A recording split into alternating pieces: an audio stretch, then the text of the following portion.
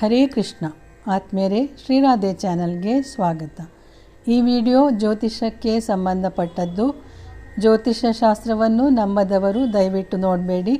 ಒಂದು ಸಲ ನಂಬೋದಿಲ್ಲ ಅಂತ ಹೇಳೋದು, ಒಂದು ಸಲ ಡೈ ಹಾರ್ಡ್ ನಂಬೋದು, ಬೇರೆಯವರ ಹತ್ರ ನಂಬೋದಿಲ್ಲ, ವರ್ಷಕ್ಕೆ 108 ಕಡೆ ಜಾತಕ ಹಿಡ್ಕೊಂಡು ಅಲೆದಾಡೋದು, ಬೆಳಗಿಂದ ಸಂಜೆ ತನಕ ಟಿ ವಿಯಲ್ಲಿ ಯೂಟ್ಯೂಬಲ್ಲಿ ರಾಶಿಫಲ ನೋಡೋದು, ಇದು ಕೂಡ ಒಂದು ಕರ್ಮಫಲಕ್ಕೆ ನಾಂದಿಯಾಗುತ್ತೆ.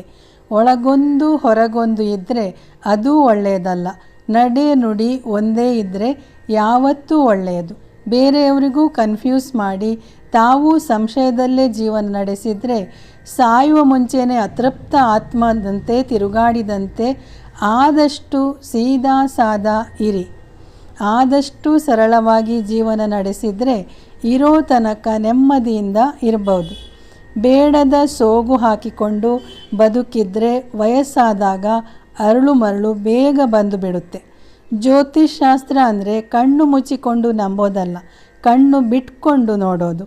ಕತ್ತಲಲ್ಲಿ ಕಾಣೋದನ್ನು ಟಾರ್ಚ್ ಹಾಕಿ ನೋಡೋದು.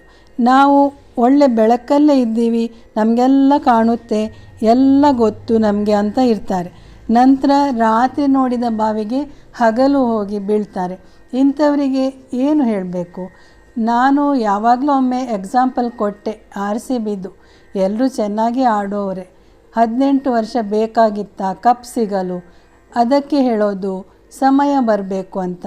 ಟೈಮ್ ಅನ್ನೋದು ಅದೇ. ಪ್ರಯತ್ನ ಅಂತೂ ಯಾವಾಗಲೂ ಬೇಕು, ಶ್ರಮ ಇದ್ದೇ ಇರುತ್ತೆ. ಆದರೆ ಗೆಲುವು ಸೋಲು ತಲೆಗೆ ಹತ್ತಬಾರ್ದು. ಅಲ್ಲಿ ನೋಡಿ ಗೆದ್ದೆ ಅಂತ ಸಂತೋಷ ಪಡುವ ಸ್ವಲ್ಪ ಹೊತ್ತಲ್ಲೇ ಒಂದು ಟೆನ್ಷನ್ ವಿಷಯ ಬಂತು. ನಿಮಗೆಲ್ರಿಗೂ ಗೊತ್ತಿರೋದೆ, ಸ್ಟೇಡಿಯಂನಲ್ಲಾದ ಟ್ರ್ಯಾಜಿಡಿ. ಸಂತೋಷಪಟ್ಟ ಅಷ್ಟೂ ಜನರಿಗೂ ತುಂಬ ಬೇಸರ ದುಃಖವೂ ಆಯಿತು. ಅಲ್ಲ ಅಂದರೆ ಒಂದು ವಿಷಯದಿಂದ ವಸ್ತುವಿನಿಂದ ನಿಮಗೆ ಇಷ್ಟೇ ಸಂತೋಷ ಅಂತ ಬರೆದಿದ್ದರೆ ಅದನ್ನು ತಪ್ಪಿಸಲು ಸಾಧ್ಯವಿಲ್ಲ ಅಂತ ತಿಳ್ಕೋಬೇಕು. ರಾಶಿ ಫಲ ಅಂದರೆ ಆಗಾಗ ಹೇಳ್ತಾ ಇರ್ತೀನಿ, ಅಷ್ಟು ಲಕ್ಷ ಜನರಲ್ಲಿ ಒಬ್ಬರಿಗೆ ಒಂದೊಂದು ಫಲವೂ ಸಿಗ್ಬೋದು, ಅಥವಾ ಅಲ್ಲಿ ಎಲ್ಲ ಹೇಳಿದ್ದು ಒಬ್ಬರಿಗೇ ಆಗ್ಬೋದು. ಎಚ್ಚರಿಕೆಯ ಭಾಗವೇ ರಾಶಿಫಲ. ಮಳೆ ಬರ್ಬೋದು, ಕೊಡೆ ತಗೊಂಡು ಹೋಗಿ ಅಂತ. ಹಾಗಂತ ಮಳೆ ಬರಲೇಬೇಕಂತ ಏನೂ ಇಲ್ಲ. ನಾನು ಹೇಳಿದ್ದು ಎಷ್ಟೋ ಜನರು ಬಾಯಿ ತುಂಬ ಸರಿ ಇದೆ ಅಂದಿದ್ದಾರೆ. ಕೆಲವರು ನಾನು ಹೇಳಿದ ಪರಿಹಾರ ಮಾಡ್ತಾ ಇರ್ತಾರೆ. ನನ್ನ ಕಣ್ಣೆದುರೇ ನಡೆದಿದೆ, ನಮ್ಮ ಮನೆಯಲ್ಲಿ ನೋಡ್ತಾ ಇರ್ತೇನೆ. ಆದರೆ ಅದನ್ನೇ ತಲೆಯಲ್ಲಿಟ್ಟುಕೊಂಡು ಇರಬೇಡಿ. ನಿಮ್ಮ ಕರ್ತವ್ಯವೇನಿದೆ, ಧರ್ಮವೇನಿದೆ, ಶ್ರದ್ಧೆಯಿಂದ ನಿಷ್ಠೆಯಿಂದ ಮಾಡಿ. ಮತ್ತು ಎಚ್ಚರಿಕೆ ಎಲ್ರಿಗೂ ಯಾವಾಗಲೂ ಬೇಕು. ನಾನು YT ಚಾನಲ್ ಮಾಡಿರೋ ಉದ್ದೇಶ ನನಗೆ ಗೊತ್ತಿರೋದನ್ನು ಏನು ಗೊತ್ತಿಲ್ಲದೆ ಪರದಾಡೋ ಜನರಿಗೆ ಏನಾದರೂ ಹೇಳಿಕೊಡೋಣ ಅಂತ. ಜ್ಯೋತಿಷ ಅದರಲ್ಲಿ ಹೇಗೆ ಬಂತಂದರೆ, ಹಲವಾರು ಜನರು ಒತ್ತಾಯದಿಂದ ಬೇಡ ಬೇಡ ಅಂದರೂ ಕೊನೆಗೆ ಇರಲಿ, ಇದು ಕೂಡ ಒಳ್ಳೆಯದಾಯಿತು. ಸುಳ್ಳು ಹೇಳಿ ಜನರನ್ನು ನಂಬಿಸಿ ಹೆದರಿಸಿ ದುಡ್ಡು ಮಾಡುವಾಗ ನನ್ನಿಂದ ಸ್ವಲ್ಪ ಸಮಾಧಾನ ಸಿಗೋದಾದರೆ ಸಿಗಲಿ ಅಂತ ಅದರ ಜೊತೆ ಖರ್ಚಿಲ್ಲದ ಅಥವಾ ಕಡಿಮೆ ಖರ್ಚಿನ ಪರಿಹಾರ ಹೇಳ್ತಾ ಬಂದೆ. ಹಾಗಂತ ನಾವು ಎಲ್ಲೂ ಜಾತಕ ನೋಡ್ತೀವಿ, ಅದು ಮಾಡ್ತೀವಿ, ಇದು ಮಾಡ್ತೀವಿ ಅಂತ ಫೋನ್ ನಂಬರ್ ಏನು ಯಾರಿಗೂ ಕೊಟ್ಟಿಲ್ಲ. ಹಾಗೂ ಹೀಗೂ ಹೇಗೋ ಕೆಲವರು ಕೇಳಿ ಅವರಿಗೆ ನಾನು ಪರಿಹಾರ ಹಾಗೂ ಸಮಾಧಾನ ಹೇಳಿದ್ದು ಉಂಟು. ನಮ್ಮ ಪಕ್ಕದ ಮನೆ ಆಂಟಿ ಒಬ್ಬರು ನನಗೆ ಸ್ವಲ್ಪ ಜಾತಕ ನೋಡಿ ಹೇಳು ಅಂದಿದ್ರು. ಅವರಿಗೆ 70ಕ್ಕಿಂತ ಹೆಚ್ಚು ವಯಸ್ಸಾಗಿತ್ತು. ಅವರ ಮಗನೇ ದೊಡ್ಡ ಜ್ಯೋತಿಷಿ. ಆದರೆ ಮನೆಯವರು ಅವರ ಜಾತಕ ನೋಡೋದಿಲ್ಲ. ನಮ್ಮ ಅಪ್ಪನೂ ನಮ್ಮ ಯಾರ ಜಾತಕನೂ ನೋಡಿ ಏನೂ ಹೇಳಿದ್ದಿಲ್ಲ. ಕೊನೆಗೆ ನೋಡಿ ಆಂಟಿಗೆ ಚಿಕ್ಕ ವಯಸ್ಸಿನಿಂದ ಏನೇನು ನಡೆದಿತ್ತು ಅದೆಲ್ಲವೂ ಸರಿಯಾಗಿತ್ತು. ಅವರಿಗೆ ಆಶ್ಚರ್ಯವಾಯಿತು.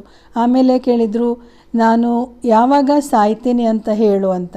ನಾನು ಹೇಳ್ದೆ, ಅದೆಲ್ಲ ಹೇಳಬಾರ್ದು, ಅದು ನಮ್ಮ ಕೈಯಲ್ಲಿಲ್ಲ. ಹುಟ್ಟು ಸಾವಿಗೆ ಮುಹೂರ್ತ ಸಮಯ ಅಂತ ನೋಡಬಾರ್ದು, ಹೇಳಬಾರ್ದು, ಅದೆಲ್ಲ ಇಲ್ಲ, ನನಗೆ ತಿಳ್ಕೋಬೇಕು, ನನಗೇನು ಬೇಜಾರಿಲ್ಲ ಅಂದರು. ಸರಿ, ಒಬ್ಬೊಬ್ಬರಿಗೆ ಒಂದೊಂದು ಹಠ ಹಾಗೂ ಆಸೆ ಇರಲಿ.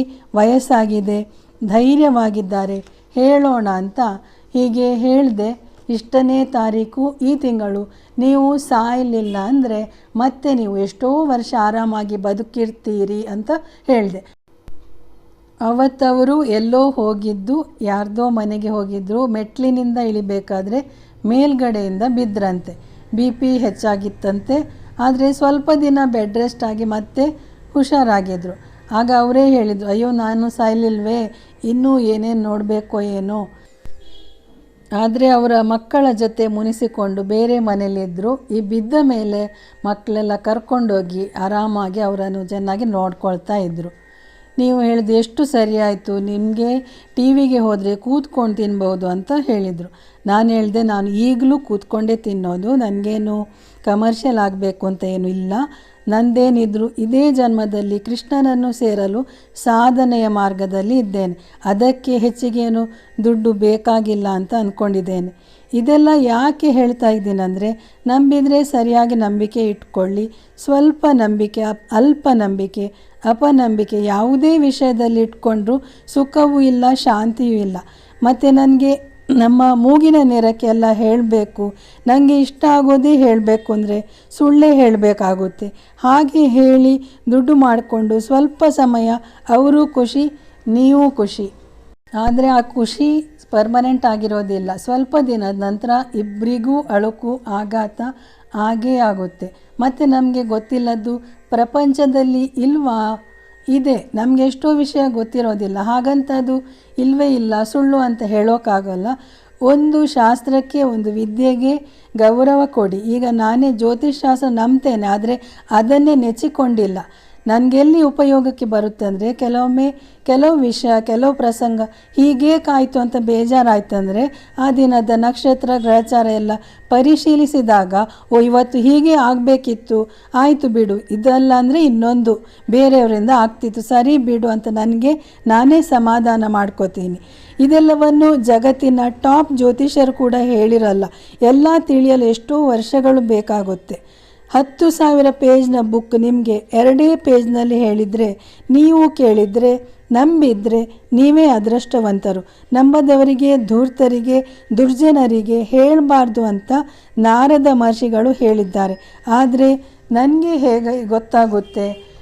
ರಾಶಿ ಭವಿಷ್ಯ ಅಂತ ವಾರಕ್ಕೆ, ತಿಂಗಳಿಗೆ ಹೇಳುವಾಗ ಅದು ಎಚ್ಚರಿಕೆಯಿಂದ ಇರಿ ಅಂತ ತಿಳಿಸುವುದು ಮಾತ್ರ. ಆದರೆ ಜಾತಕ ನೋಡಿ ಇಡೀ ವರ್ಷದ, ಇಡೀ ಜನ್ಮದ ಭವಿಷ್ಯ ಹೇಳುವಾಗ ನಮ್ಮನ್ನು ತಿದ್ದಿಕೊಳ್ಳಲು ತುಂಬ ಸಮಯವೂ ಅವಕಾಶವೂ ಇದೆ. ಕರ್ಮವನ್ನು ಸರಿ ಮಾಡಿಕೊಳ್ಳುತ್ತಾ ಧರ್ಮ ಮಾರ್ಗದಲ್ಲಿ ನಡೆದಾಗ ಪರಮಾತ್ಮನು ನಮ್ಮನ್ನು ಕೈ ಹಿಡಿದು ನಡೆಸುತ್ತಾನೆ. ಮತ್ತು ಯಾವ ಆತಂಕ, ಭಯ ಬೇಕಾಗಿಲ್ಲ. ಹಾಗಂತ ಪ್ರತಿಯೊಂದು ಬದಲಾಯಿಸ್ತೇವೆ ಅಂತ ಹೋದರೆ ಅದು ದುರಹಂಕಾರದ ಪರಮಾವಧಿ. ಇದನ್ನು ರಾವಣನು ಮಾಡಿದ್ದು. ಗ್ರಹಗಳನ್ನು ತನಗೆ ಬೇಕಾದ ಹಾಗೆ ಇರಿಸಿ ಎಲ್ಲವೂ ತಾನು ಅಂದುಕೊಂಡಂತೆ ನಡೆಯಬೇಕು ಎಂದು. ಕೊನೆಗೆ ಆಗಬೇಕಾಗಿದ್ದೇ ಆಗಿ ಹೋಯಿತು. ಮತ್ತೊಂದು ವಿಷಯ ಕೂಡ ಹೇಳಬೇಕು. ಈಗ ಇರೋದರಲ್ಲಿ ಬರೀ ಕಷ್ಟ ಕಾಣ್ತಾ ಇದ್ದರೆ ಯಾರಿಗಾದರೂ ಇನ್ನು ಇದಕ್ಕಿಂತ ಕಷ್ಟವೇ ಇರೋದು. ಈಗಲೇ ಎಂಜಾಯ್ ಮಾಡಿ, ಇರೋದರಲ್ಲಿ ಸುಖ ಶಾಂತಿ ಕಂಡುಕೊಳ್ಳಿ. ಯಾಕಂದರೆ ಇದು ಸುಖ ಸೌಲಭ್ಯಗಳ ಪೀಕ್ ಟೈಮ್. ಇನ್ನು ಇದರ ಡೌನ್ಫಾಲ್ ಶುರುವಾಗುತ್ತೆ. ಇಂದಿನ ದಿನ ಸುದಿನ, ನಾಳೆ ದಿನ ಕಠಿಣ. ಇನ್ನು ಮುಂದಿನ ಕಾಲಗತಿಯಲ್ಲಿ ಎಲ್ಲದಕ್ಕೂ ಪರದಾಡಬೇಕಾಗುವುದು, ಎಲ್ಲವನ್ನು ನಾವೇ ಹೊಂದಿಸಬೇಕಾಗುವುದು. ಸಾಧ್ಯವಾದಷ್ಟು ಭೂಮಿ, ಮಣ್ಣು, ನೆಲ ಸ್ವಂತವಾಗಿರೋರು ಮಾರೋಕ್ಕೆ ಹೋಗಬೇಡಿ. ನಾಳೆಗೆ ಬೇಕಾದಿತ್ತು ನಾವೇ ಭತ್ತ ಕುಟ್ಟಿ ಅಕ್ಕಿ ತಯಾರಿಸಬೇಕಾದಿತ್ತು. ಈಗಿನ ಸುಖ ಶಾಂತಿಗೆ, ಪ್ರಕೃತಿಗೆ, ಪರಮಾತ್ಮನಿಗೆ ಧನ್ಯವಾದ ಹೇಳ್ತಾ ಇರಿ. ಒಂದೇ ಸಲ ಎಲ್ಲವನ್ನು ಹೇಳಿಬಿಟ್ನಾ? ಕೇಳಿ ಸುಸ್ತಾಯ್ತಾ? ಸಾರಿ, ಸಮಾಧಾನವಾಗಿರಿ. ನನಗೆ ವ್ಯೂಸ್ಗೋಸ್ಕರ ಸ್ವಲ್ಪ ಸ್ವಲ್ಪ ಹೇಳಿ ಸುಮಾರು ಎಪಿಸೋಡ್ ಮಾಡಬೇಕು ಅಂತ ಇಲ್ಲ.